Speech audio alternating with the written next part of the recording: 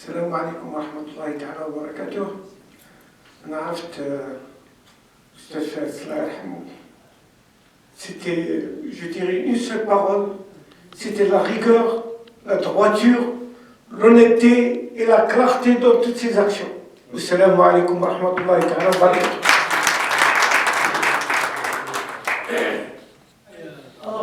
C'est un phénomène, ما حبيت خدموها نسمع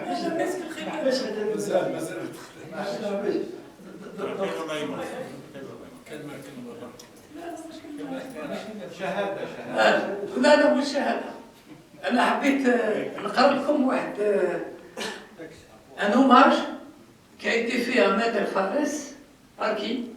Par une personne que beaucoup connaissent, c'est Marcel Niel, qui était le rédacteur en chef de la lettre d'information de l'université en France. Quelle université en France? Dans le notariat. هذا مارسيل نيال. شوفوا واش كان يكتب على الأستاذ فارس. ماذا بكم تتمعنوا برك. Hommage à Maître Fares, un ami de l'université nous a quittés. Il était mon ami et j'en suis fier. Parcourant la planète, tissant autour du globe un extraordinaire réseau de confraternité et d'amitié. Il était devenu l'ambassadeur du notariat algérien. Comme si la France, nul n'est prophète dans son pays, comme si la France avait voulu lui rendre hommage la semaine de son décès. Les kiosques à journaux parisiens affichaient des magazines vantant l'Algérie, les paysages et les sites historiques qu'il m'avait fait découvrir. Ça, c'est Marcel Niel qui parle de Fares. Quelle serait sa joie de voir cela, lui qui depuis des années nous a dit et redit combien son pays était merveilleux, lui qui souhaitait que nous soyons nombreux à venir lui rendre visite, lui qui avait le génie du cœur et de l'amitié. Tout ce qui existe aujourd'hui entre le notariat français et le notariat algérien n'existerait pas sans Mohamed Fares. Inlassablement, pendant des années, il est venu seul à la rencontre des notaires français pour leur parler du notariat de son pays, sans jamais se départir de son calme, rassurant et de son sourire malicieux. Il m'a, lors de nombreuses rencontres, enseigné le droit musulman et m'a expliqué le Coran. Quelle belle consécration de ce travail que la rencontre à Nantes en 2005 avec le président Giscard d'Estaing, qui avait eu pour les membres de la délégation algérienne des mots chaleureux. Aujourd'hui, et ça c'est magnifique ce qu'il dit, aujourd'hui mon cher Mohamed, tu es au paradis et je suis sûr que tu poursuis ta mission expliquant là-haut combien l'Algérie est un beau pays et combien notre profession mérite d'être aimée. Une fois de plus, tu as été le premier et je me demande si après avoir créé l'étude de Badjarrah sur la terre d'Algérie, tu n'auras pas créé la première étude notariale au paradis, continuant ainsi pour toujours ta mission de notaire. Et ça, je voulais remercier Sidi Habib. Hada Sidi Habib, c'est un confrère et on a des archives concernant l'Université de France et on devrait l'utiliser et l'exploiter. Merci.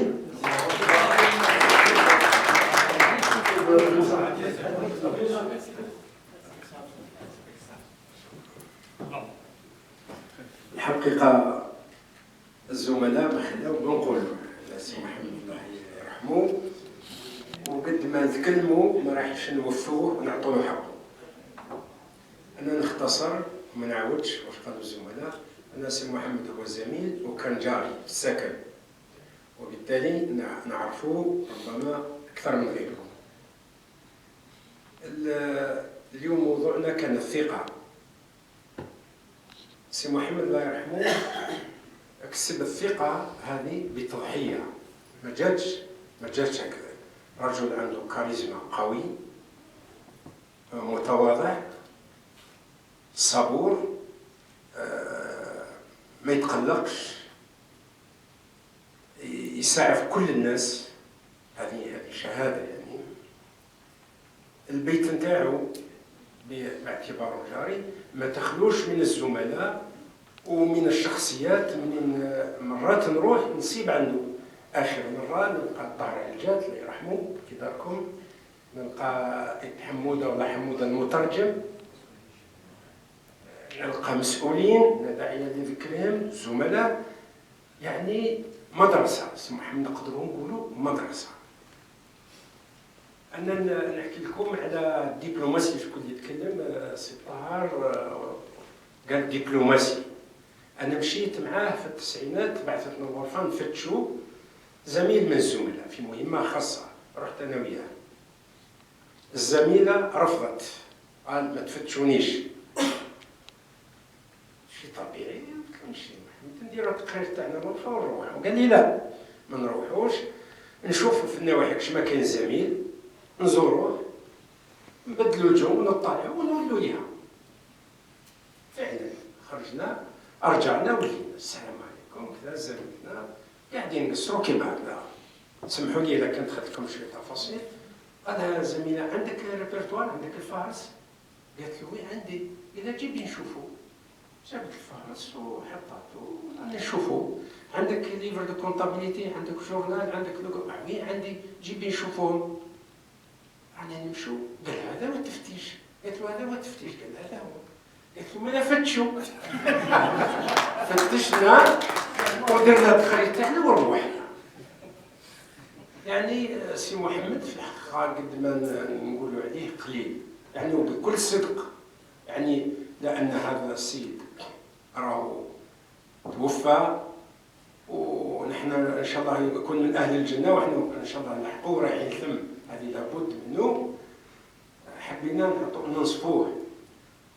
ولا انا حبيت نقولوا خلانا بذره طيبه، لان المبادره نتاع عادل هذه وسي نجم انا هذه افرحتني. خرجنا من التقليد ان الذكرى نروحوا ناكلوا ونريحوا ونروحوا.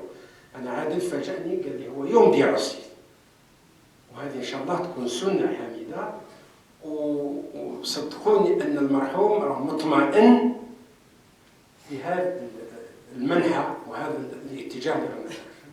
الله يرحمه. وانتم بارك الله فيكم، ونشكر كريم ايضا على المحاضره القيمه. السلام عليكم.